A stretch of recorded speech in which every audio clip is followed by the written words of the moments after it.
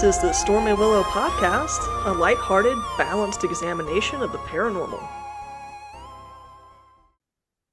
Howdy do and welcome to the show. Each week we bring you booger news, the astrological forecast, and a headline story from our wheel of topics. I'm your host Adele, along with my sister Sarah. Hey, everybody! Hey.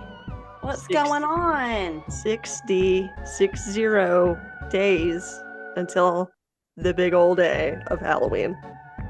I'm drinking out of my cauldron, which I do every day of the year, but still, so ready. Do you have your stuff up?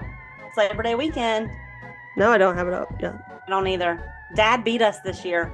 I know, but we'll put up more than he does. That's true.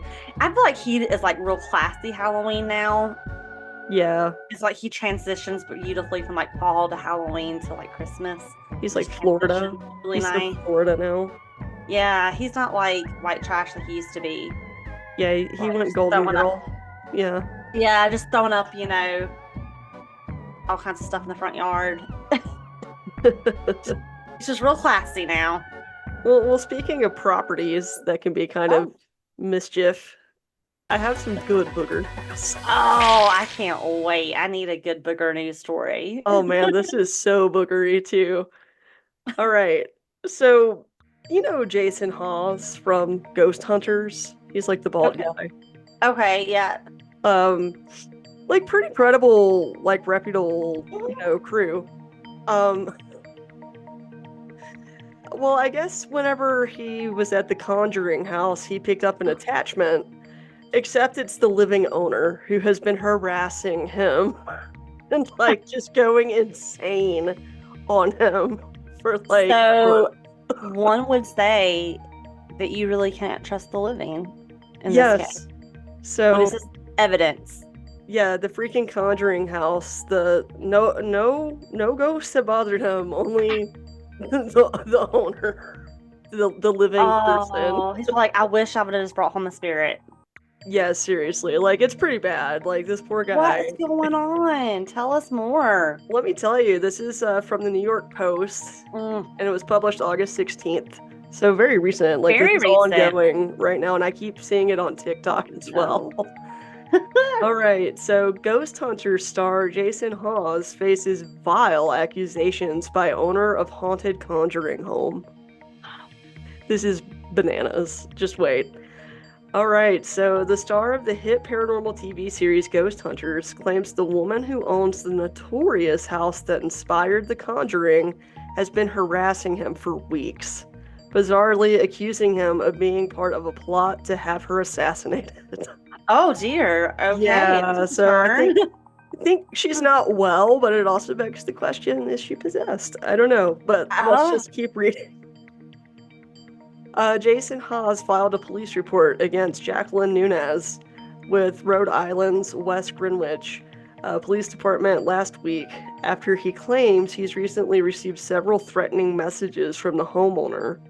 Quote, some of these text messages were just extremely vile, Hawes told the outlet. She claimed I was there trying to do an assassination plot.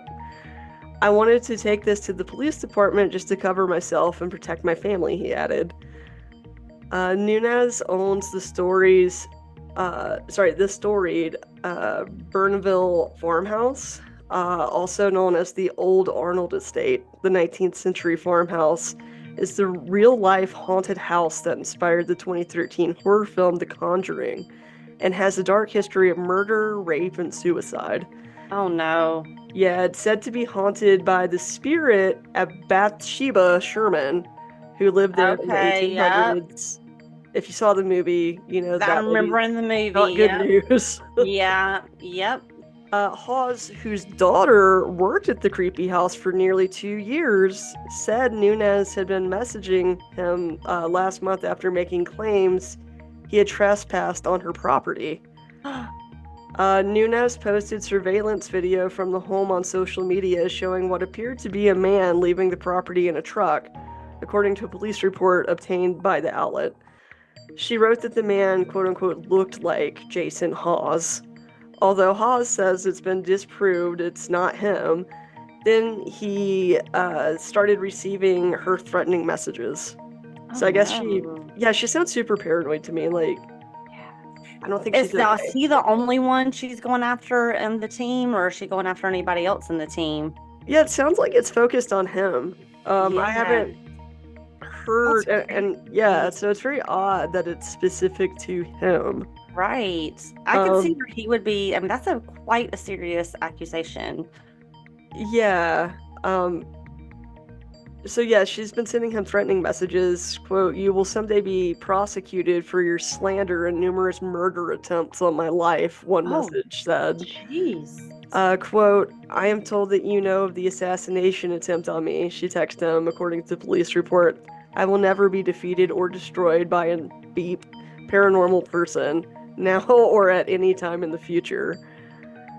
Yeah, she sounds a little bit not well. Yeah, a little Uh, cuckoo bananas. Nunes told WPRI Friday she will not comment until she files a federal complaint to investigate evidence of hate crimes and abusive attacks against me and the Conjuring House. What? Yeah, she said she has already filed complaints to officials in Burnaville, as well as Rhode Island Attorney General's office and other state, federal, blah, blah, blah, blah, blah.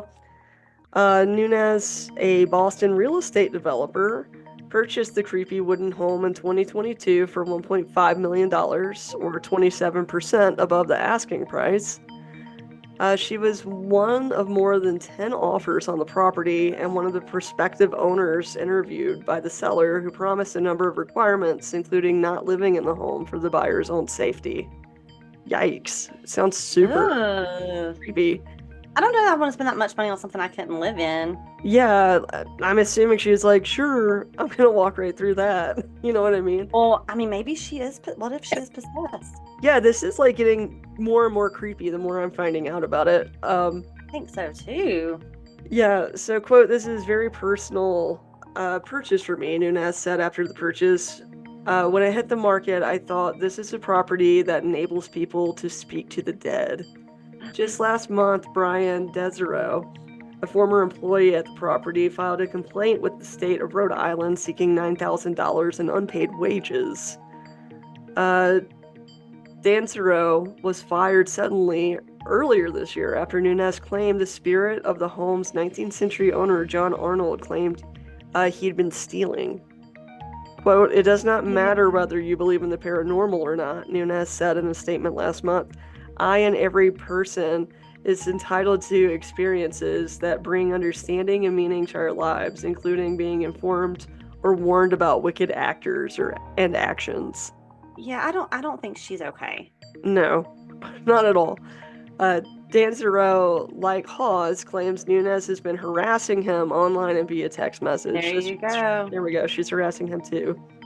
Quote, "I hope you get ruined, arrested, and prosecuted for the rest of your life," Nunes said in a text to I hope Nunes gets some Danzero. help, or Yeah, maybe an exorcism.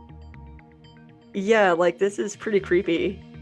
In a separate incident last year, former employee Cody Desbians and Hawes' daughter, Santori Hawes, also claimed they lost thousands of dollars in personal items during a barn fire on the property in December.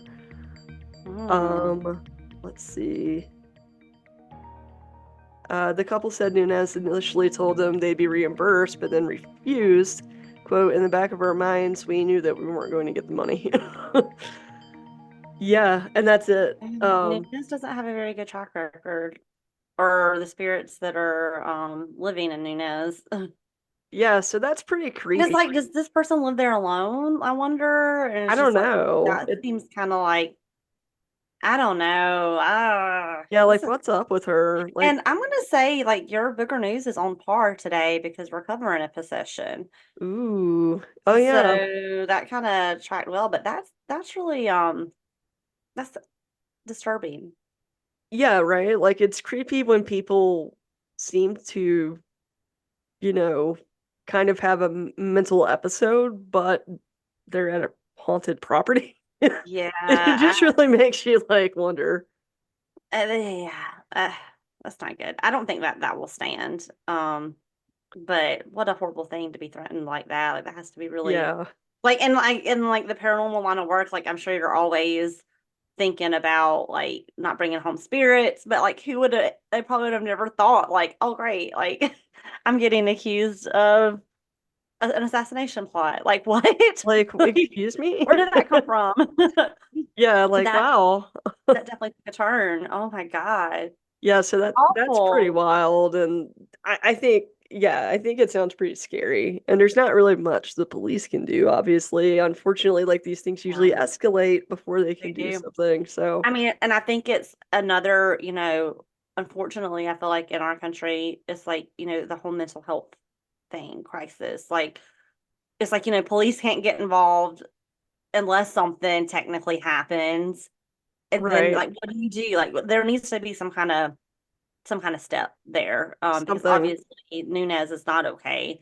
I mean, whether it is a possession or like a legit mental illness, like Nunez needs Yeah, some help. And it's like you said, like police or just usually can't interfere until, like you said, something tragic happens, and we yeah. got to figure out a way to get there's got to be some sort of answer to that, Some sort of intervention before that. Yeah, for sure. That is very scary. But yeah, so and pretty spooky either way. Yeah, it is. Oh, Yeah. But let's look ahead to our weather report well, so that's not spooky. for next week. It actually doesn't look too bad. All right, so this is your astrological forecast for September 2nd through the 8th. It's bird time. Yeah, so buckle September, up. it's October. Yeah, spooky season. It's spooky season's here. And I just want you guys to know before you start with the forecast.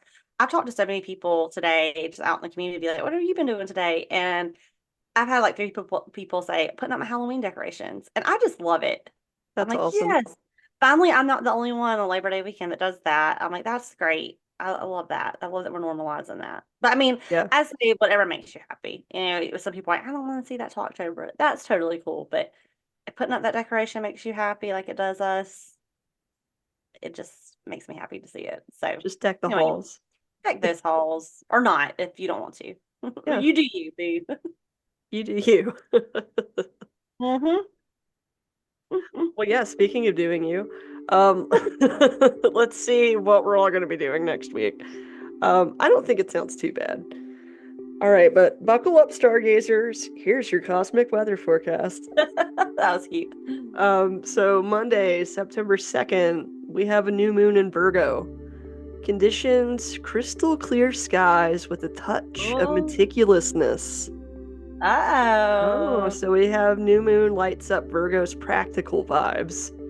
So, ideal for a fresh start. Think perfect weather for organizing and decluttering. Advice, time to map out your goals, clean up your act, and maybe start the fall fitness plan.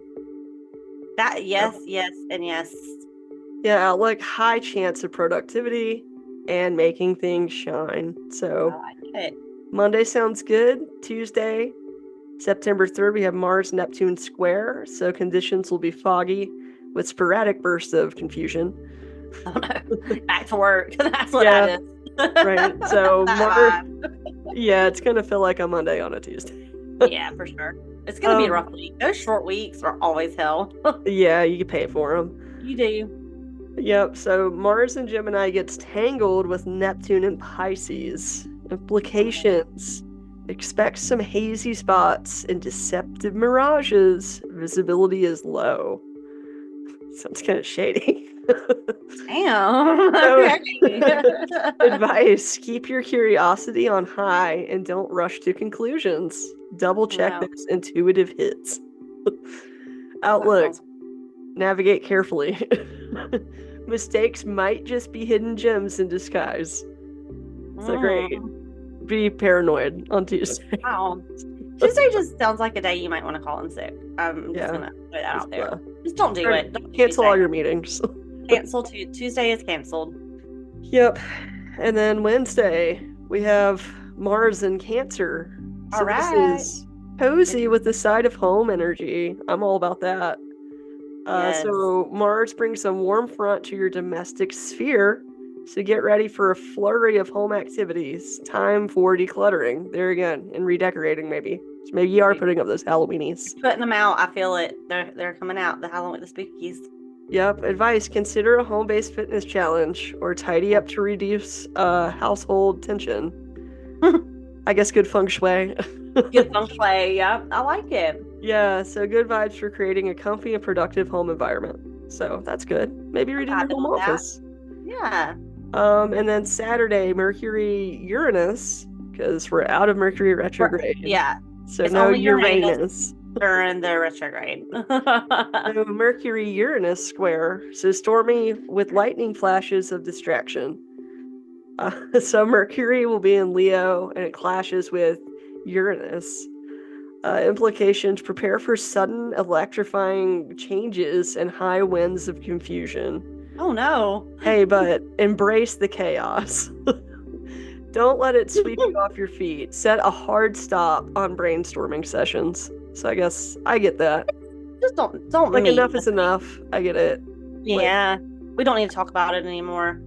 Outlook: a day of unexpected twists. Try not to get blown off course. It just sounds like kind of a distracting day.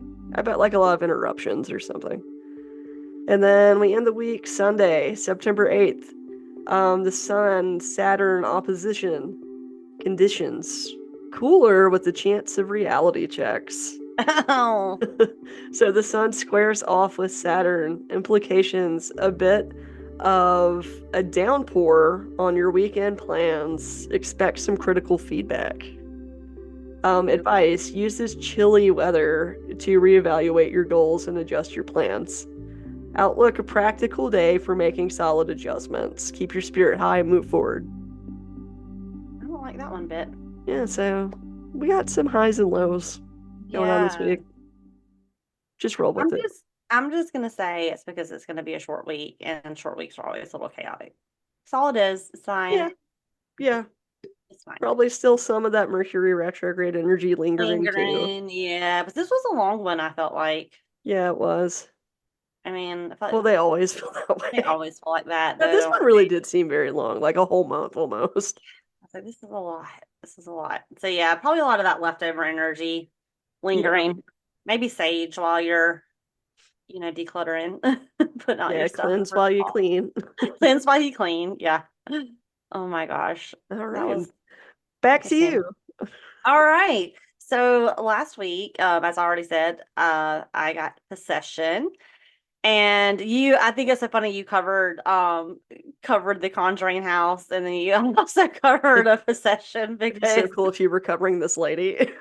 Yeah, it would be. I'm not, but I am covering the case of Arne Johnson. Have you heard of this one?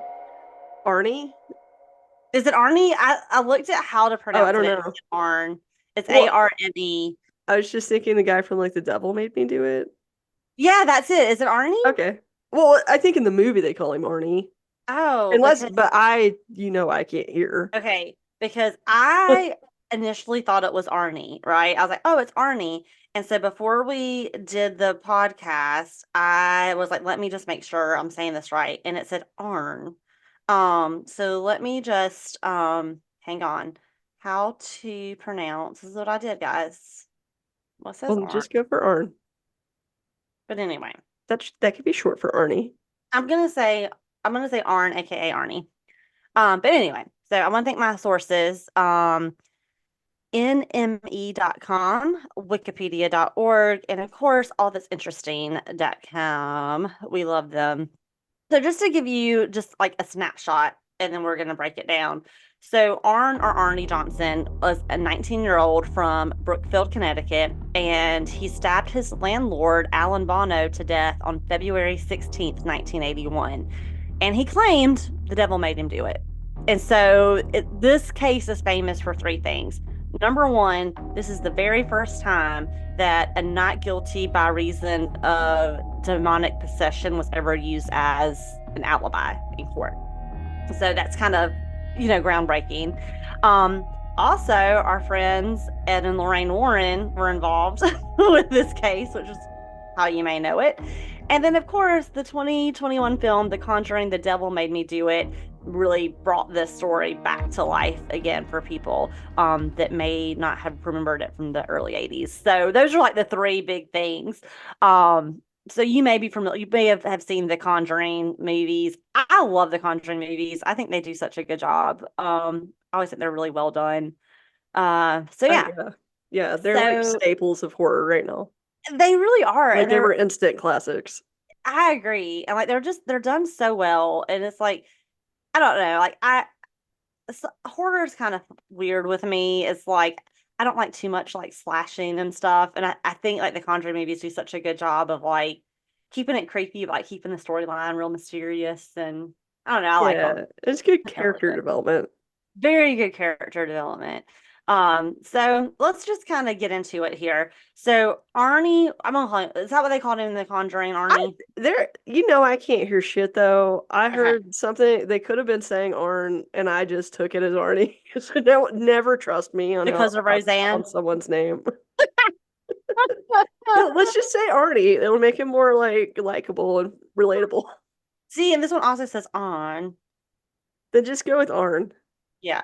Okay. So Arne Johnson in the very beginning. Okay, so this is before the stabbing. So okay, we've got Arne, aka Arne, and Debbie, who are engaged, right?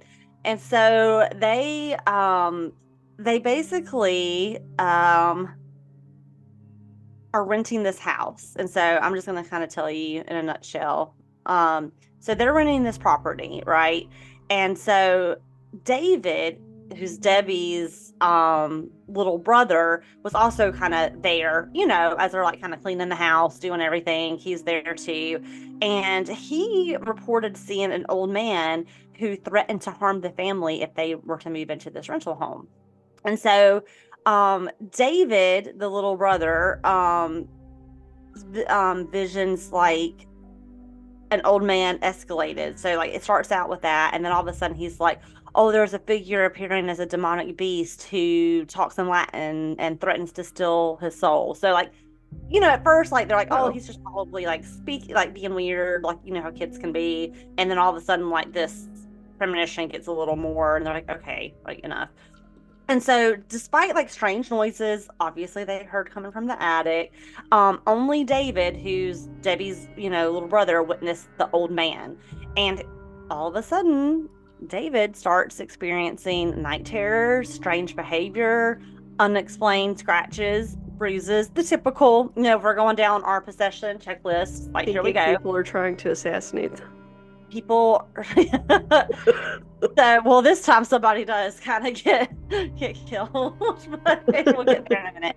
So of course, like, what do you do when this happens? Like, you're engaged, you're renting a house, it's hard to find property, and so they're like, let's just call a Catholic priest to bless the house. Let's just why the hell not, right? Yeah, let's start with a blessing. What a letter. The priest comes over, and what turns into is supposed to be the simple like blessing a house turns into a priest saying that it was an evil place and that they really should not rent this house. So well, we're kind of strapped, and that's the thing too, I think we see with a lot of these possession cases, is that a lot of times people are strapped for cash. So it's not like you can just be like, oh, well, let me just throw this out and come, so, and I feel like, and I don't know for sure, but I feel like this is likely the story here. Like, I'm sorry, but like, this is all I can afford. I've already put so much money on a deposit. Yeah, like you literally have nowhere else to go. I feel like this is what happened, like with the, the story of the demon house that we covered. Very similar. So they're like, all right, somehow they're like, let's just get the Warrens involved. So the Warrens are involved before the incident, the murder happens, that we're going to talk about in a second. So of course the Warrens are like, all right, let's do it. So Lorraine comes out and she says that she saw a black mist near David, and she said that indicates a real evil presence. And the family reported David being attacked by invisible forces. So he started growling, hissing, speaking in like otherworldly voices. He would recite religious texts whenever, like, they would say something, he would like freak out, you know? And so this prompted the Warrens to diagnose him with multiple possessions. So they're like, okay, this kid has been possessed like by multiple demons here. And so David went, they were able to get 3 like lesser exorcisms. I don't know what a lesser exorcism would entail, like maybe it's like mini exorcism. Yeah, like little mini exorcism. And so during that time, Lorraine said that he levitated, he stopped breathing, he would just kind of act crazed, and he predicted that Johnson is Arne or Arne's last name. So he basically predicted that Johnson would murder someone. And so they didn't take it seriously. It was like, obviously he's not okay. So they're like, he's like freaking out. He's like, Arnie's gonna kill somebody, you know? And they're like, okay, he's possessed. He doesn't mean it. They don't think he can think of it. So Arne later claimed that after challenging the demon, it attacked him. So it basically jumped from David to Arne. Okay. Mm-hmm. So they said, Arne said that it took control of his car, which crashed into a tree. And though he was unharmed, he said that he just encountered the demon he found the demon at an old well where he became fully possessed after making eye contact with it. So it's like he's driving his car, he feels the demon jump to him. Then I guess he's just out wandering, and then he supposedly comes in contact with the demon, makes eye contact with it, and then it's a full-on possession. So now David's okay, but now Arne is possessed. So it's like a demon jump, I guess. Okay. Kind of like Yazazel from Fallen. Yeah, yes, exactly. So after this episode, Arne now starts acting crazy, right? And so Debbie, his fiance, is just like, oh shit, like now he's possessed, right? Like why? She's like, now he's starting to like go into these trance-like states. He's starting to growl, hallucinate, and then he has no memory of acting that way. So she's like, great, all right. So now we're gonna jump. So it's February. We're gonna jump like a demon. They're gonna jump like a demon. So now it's February 16th, 1981, and Arne called in sick to his job. And so Debbie worked at a kennel. And so he's like, I'm gonna just go visit Debbie or whatever at the kennel. And so he was so Arnie's sister Wanda was there, and Debbie's 9-year-old cousin Mary were there. So I guess they're all just hanging out at this kennel or whatever. And so the landlord, it's like a dog kennel. Yeah, it's just like a kennel where they work. And so he's like, I'm going to play hooky, go hang out, whatever. And so Alan Bono, which, I do love Bono, but I think it's funny, this is his last name. He's the landlord that owns this house. And he's also Debbie's employer. So it's like, I guess like he owns this business, plus he probably has a bunch of rental houses type situation. It's one of those towns. Let's go to he's like, let's go to a local bar or whatever. And so they end up just, I guess, having a skip day, and they're all at a bar, and David, or I'm sorry, not David, Arne is like drinking heavily and stuff. And so after lunch, they go back to the kennel, and so Debbie, it's like, I'm gonna like take the kids and like leave, because like you've got like Alan that's been drinking too much, you've got Arne drinking too much. So this is like kind of turned into a situation where she's like, I just don't feel like kids. I probably need to take the girls and go. And so so she leaves, and so she goes back to like the house that they're renting. And so upon their return, the Alan, who is now intoxicated and is the landlord, gets really agitated, and then he grabs Mary and refuses to let her go. Like, so it's like, okay. And so at the same time, Arne is coming back home, and so he's there, and he sees like Mary like being held by this landlord guy, and she was like trying to get away and like run to her car. And then before you know it, Arnie's growling like an animal. He pulls out a 5-inch pocket knife and stabs Alan repeatedly.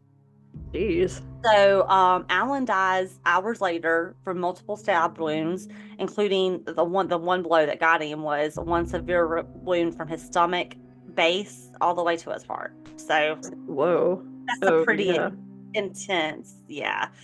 And so Arne was found 2 miles from the scene and arrested, and he claimed he didn't mean to hurt anyone and that he absolutely did not remember the incident. And so when he was arrested, Arne had mentioned needing help for a drinking problem, which I think that might just file that away in the back of your memory for a second. And then he becomes incoherent and falls asleep after they told him, like, Alan is dead. Like, you killed him. And he just, like, falls asleep after finding out about being that. super drunk. That's what I'm thinking. And whenever we, like, talk about facts, just file that away. So Arne was charged with first-degree murder. He was held on a $125,000 bail at the Bridgeport Correctional Center. And so after hearing about this killing, so now remember, the Warrens were involved before this killing happened, right? They were called in to help with the brother and all of this stuff. So the day after this happened, Lorraine calls. Like, imagine you're the police station and you get a call from Lorraine Warren that says Arne was possessed during the crime. Like, he didn't do it, he was possessed. Okay? So, of course, because the Warrens are involved and this is just such a weird case, the media just went wild with it. And so, now also, I know the Warrens come under a lot of scrutiny, and you can take it or leave it, whatever you want to believe. Like, I don't know. Like, there are a lot of cases for and against. So during this media blitz, apparently, the Warrens basically promised lectures, a book, and a movie about the case. And so, they have this going on, and then all of a sudden they're calling. So critics think that's just kind of suspicious, A little bit. So Arne's lawyer, Martin Manila, receives global attention because he's like, okay, they're calling it the demon trial because this is the first time ever that is the defense, that my client did not do this because he was possessed by a demon. This is the first time that's ever happened in a court of law. So it's kind of that it's known as the demon murder trial. Too bad they couldn't have used that defense during the witch trials. Right. Funny how that seems to work for you now. Like, it took to 1981 for them to even be able to get that entered in as a possible, this is what happened. So Johnson's lawyer, Martin, of course, there's not any case law on this, right? Because this never happened before. And so he had to travel to England to consult with lawyers involved in similar cases. And he's like, okay, I guess I'm going to have to bring exorcism specialist in. So this is a really, I would like to be in jury duty for this one because it's a really interesting one, right? Because, he had to threaten to subpoena priests involved with David's exorcism, and it's just never been heard of before. So the trial began around Halloween time, October 28th, 1981, in Connecticut's Superior Court in Danbury, and Manila attempted to enter a plea of not guilty by reason of possession. But Judge Robert Callahan rejected the defense, stating it lacked evidence that was irrelevant and unscientific. So the defense then suggested that Johnson acted in self-defense. So, the judge is like, no, we're not doing this. And he's like, no, but it was self-defense because, remember, the landlord had Mary, he was attacking her, Yeah. And so the jury was not allowed to consider demonic possession as an explanation for the killing. But obviously, but let us tell you all about it. Yeah, with everything in the media, they knew about it, right? Do not think about demonic possession during the trial. Obviously, you're going to be thinking about that. So after 15 hours of deliberation over 3 days, the jury did convict Arne of first-degree manslaughter on November 24th, 1981. Now, he was only sentenced to 10 to 20 years in prison, but he only had to serve 5. So maybe the possession helped a little bit. I mean, he got off light. He got off Regardless. he got off very light. His body still murdered somebody. But he didn't. His body was the vessel. Like, is that fair? 5 years? I don't know. I don't know either. So next, so in 1983, NBC released a television film titled The Demon Murder Case based on this incident. And the feature film was planned but stalled due to internal conflicts. Gerald Brittle, along with Lorraine Warren's assistants, published the book in 1983 about the incident.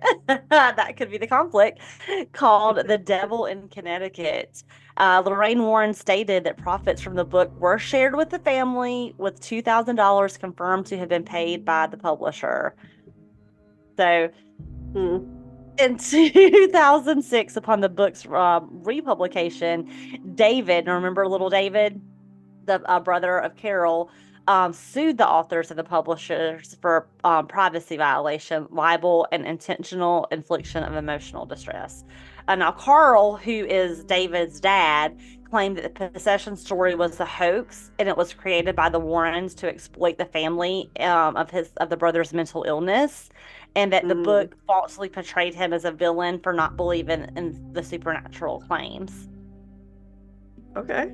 So, Carl, who is David's dad, stated that the incident's publicity forced him to drop out of school, lose friends and business opportunities, leading him to write his own book, Alone Through the Valley, about his version of the event. So it would be kind of interesting to read like Lorraine's book and maybe read David's book, because apparently they have two completely different interpretations of what happened.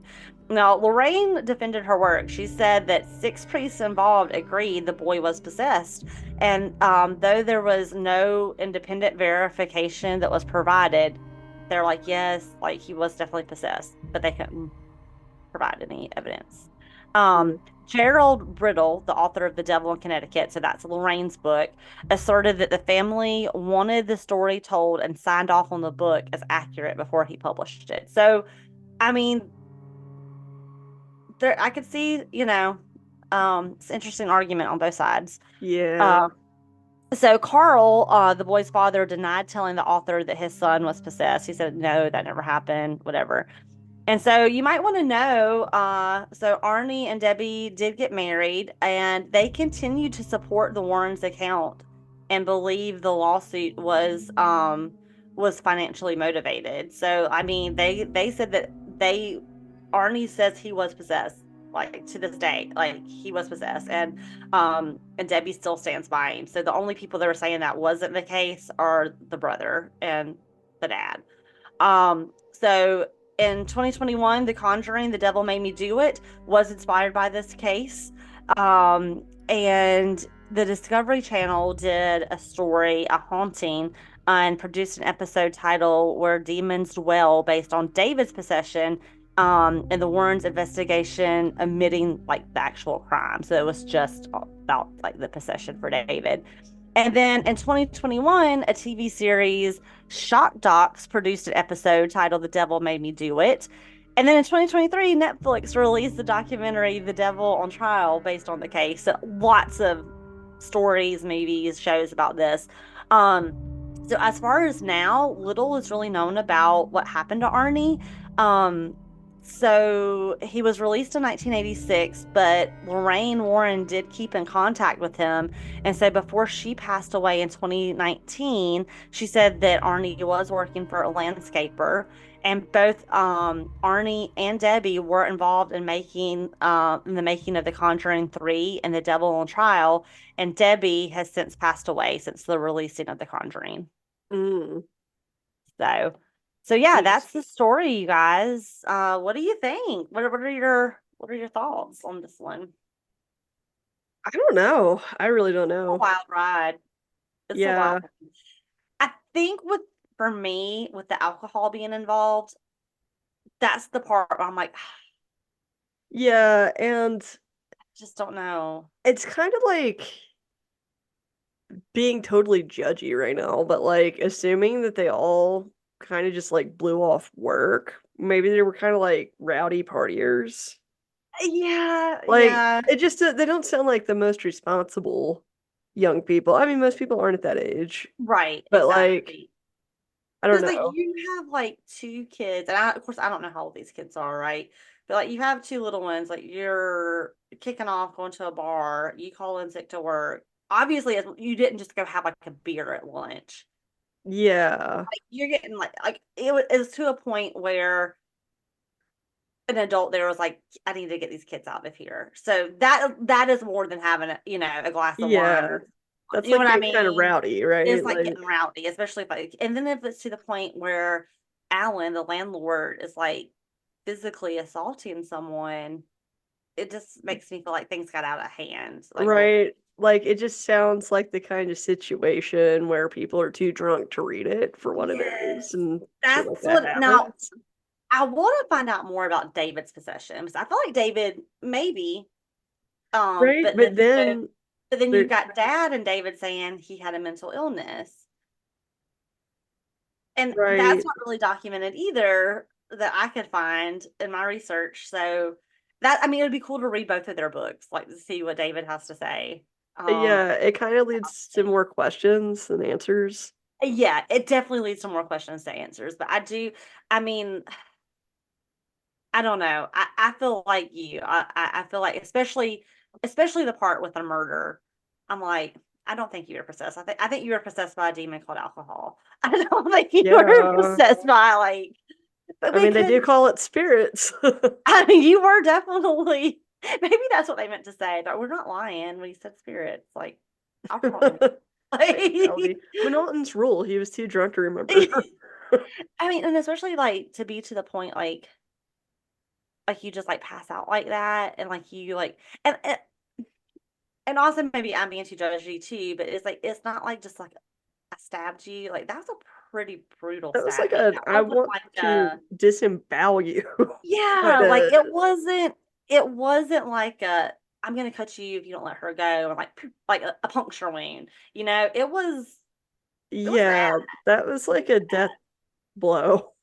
Yeah. So I'm like, oh, so I don't know if maybe the whole spirit thing did help him only get 5 years, or maybe people were like, well, is he mentally ill? Or like, Or like, I don't want to piss him off if he is a demon. yeah, I mean, Let's just but how you're about 5 years? I think he five won't get years, pissed at okay? that. Justice is done. We're Yeah. I feel like 5 years he really did get off light. I mean, because that sounds like a pretty violent murder. Yeah, it was. Yeah. I I mean, mean, self-defense would be a little hard. But I or don't you could know. have just kicked the guy's ass. You didn't even have to stab him at Yeah. all. Which I'm like, and it seems like the whole relationships here is like, okay, landlord plus like your fiance works for this Plus your guy. Like, boss. Like it's just a lot of, it's messy. it's messy. And so I'm like, were there other things going on that made him want to kill this guy? You know what I mean? Like, Or I maybe don't know. do an LSD or something like Yeah, I don't know. I I don't know about this one. I mean, I really don't. I tend to say no. because it's I mean, but I guess it's like they could both be true. Like there could have been paranormal activity, and he Sure. also just murdered this guy and out of drunken Yeah, rage. Like, it's so true. I mean, I don't know. Because also after hearing this lady who owns the Conjuring house, like, sounds like she's going a little cuckoo. It does. It really does. And so I think it could be I don't know. I think it was just Well, I I think guess that's how he landed on 5 years because the jury felt like us. yeah, they were like I mean, that's a tough one. I mean, it really I mean, Yeah. I don't know. I mean, I'm not saying I don't know enough about the actual I wish I knew more about David and like all of the stuff. Like it seems very basic, but then it's like you don't know like how was David prior to this? And I feel like all these possession stories are always like that. I feel like that too. Like there's Like I what felt like was that with all the ones I've investigated. Or it's like, oh, it's this account's off by a day. Is that yeah, significant though? exactly. And I want to try to find this. I was going to go a completely different route, guys. but I couldn't find enough on it. But there's another podcast, and there's so many podcasts on from this guy, but I'm trying to find it here. Okay, Almost False podcast does a story of this guy. And his mom was possessed. So it was like raised by a demon. And so it tells it from like a kid's perspective. And it Ew. is crazy. And I really wanted to do that one, but it's like everything was a podcast, so it was kind of hard to put it Yeah. in writing. But it was really interesting seeing it from like a kid's perspective. And so that's kind of made me think about David. Like, what was his perspective of Yeah. all of it? Like, I And don't when know. you're a kid, you don't know what normal is. Yeah. And so it's like, did was he just raised around like rowdiness and then like Yeah. I don't know. Do you know what I'm Yeah. saying? Like and then like maybe he just kind of escaped. It was like a way he could escape or something. I don't know. I mean, he could have honestly been possessed. I mean, I don't know. Um, I just think it was really weird. Like, I mean, I like that they called in the Warrens. Like, it's like they had the priest come over. The priest supposedly tells them to get out. See that too, like so many priests. It's almost like, wow, 6 of them were like, oh, it's He was definitely haunted possessed. AF, but then none of them have like documentation of And I like what. thought that exorcisms, like, there are strong rules about it, right? Like, they have to be documented, all this stuff. So, whenever they said that David had like a light exorcism, Yeah, it's what is like, what that? does that mean? Like he was anointed with oil, Yeah, prayed because I'm like, over, laid if hands on you him. really a lot of the exorcisms that we've seen, like not that we've personally seen one, I but mean, like the ones the I've ones that we've had. seen on TV, but the ones that Adele had, we've had to have a camera crew, we've had to write the Vatican again, sus again. I mean, so I know that it's very strict on how that works. So when they said that he had a light exorcism, like you said, so it's like was this like a laying on of hands and not like an actual exorcism, which leads me to believe like was he really possessed, or were they trying to say, oh, he has a demon and mental illness, I'm gonna lay my hands on you? Do you want to? Yeah, it's so And I don't mean subjective. that. I'm not saying that mental illness is a demon, but there are some religions that do believe that. So like Right. They that's think what they like can makes pray it away.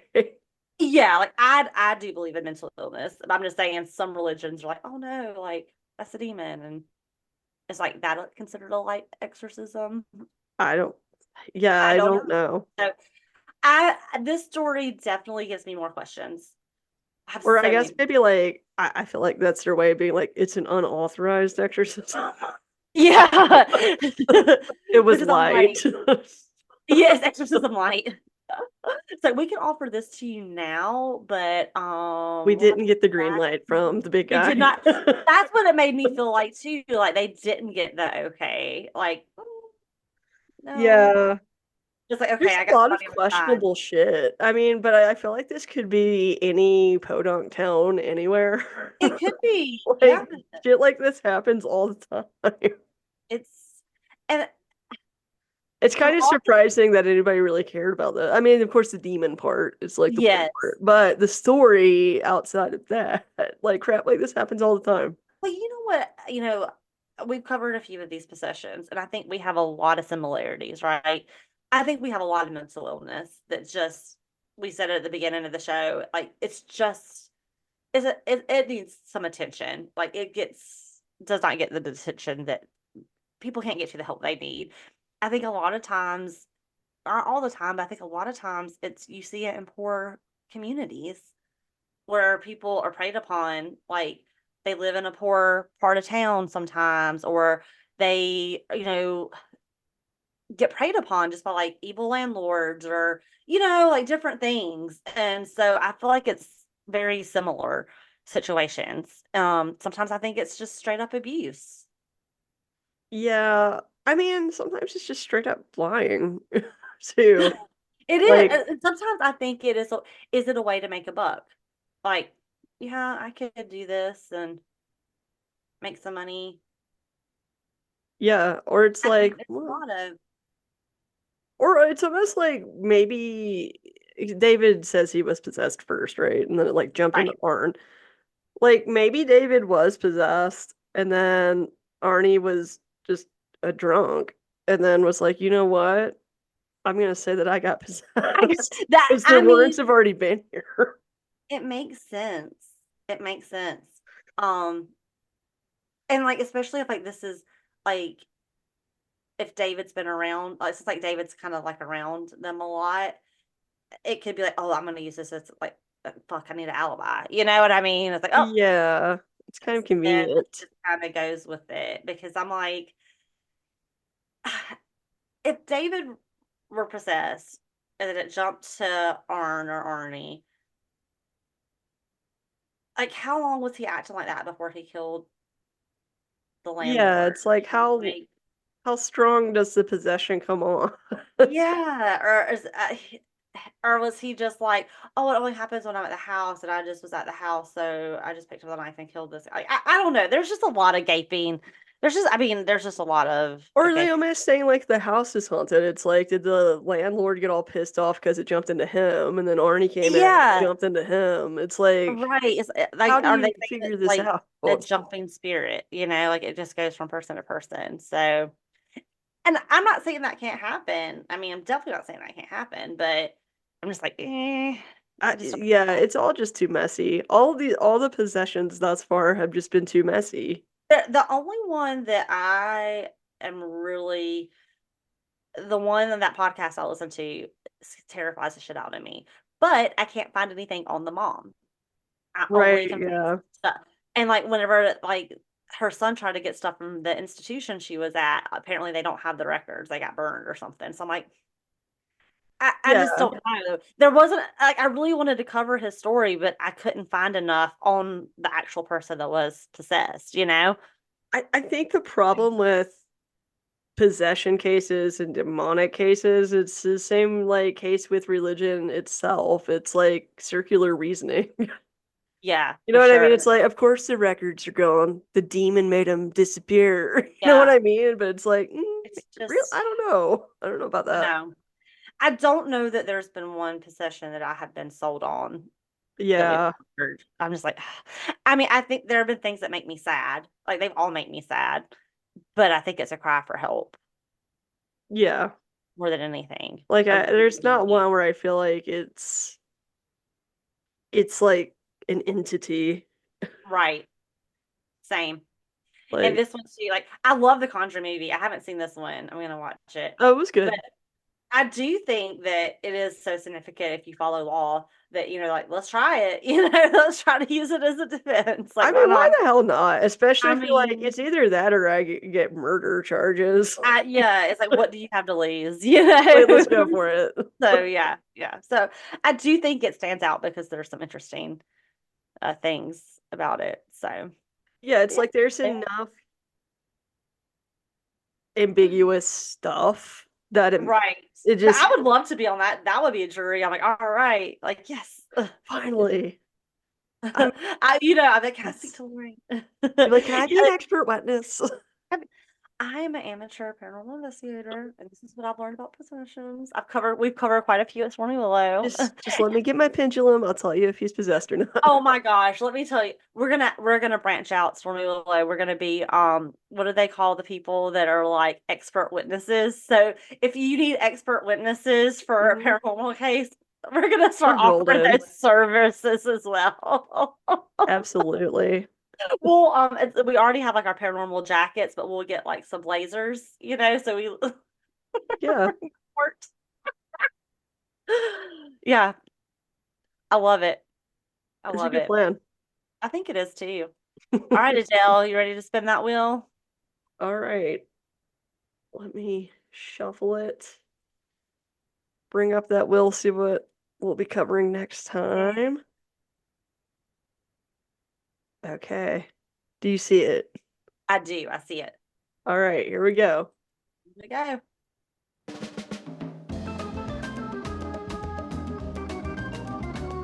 Ooh. It barely went to theory. It barely. Do you want to do another theory or would you rather do ghost? I can do theory. We have a Halloween coming up. I'm sure we'll do a lot of paranormal stuff. Oh, yeah, we will. So, yeah, I'll do theory. I love it. I look forward to it. I do too. Whatever it may be. Whatever it may be. Oh, well, guys, I hope you're having a great Labor Day weekend. And as we say here on our lovely podcast, stay safe out there, friends. Stay curious. And never trust the living. Seriously. As we've seen. Ask Jason Hawes. Yeah. Don't trust if you've got a pulse, don't trust it. Don't trust yourself until you're dead. Don't trust yourself. That includes you. Don't trust you either. Trust no one that's alive. Oh, all right, guys. We'll talk to you next episode. Yeah, later, taters. Bye.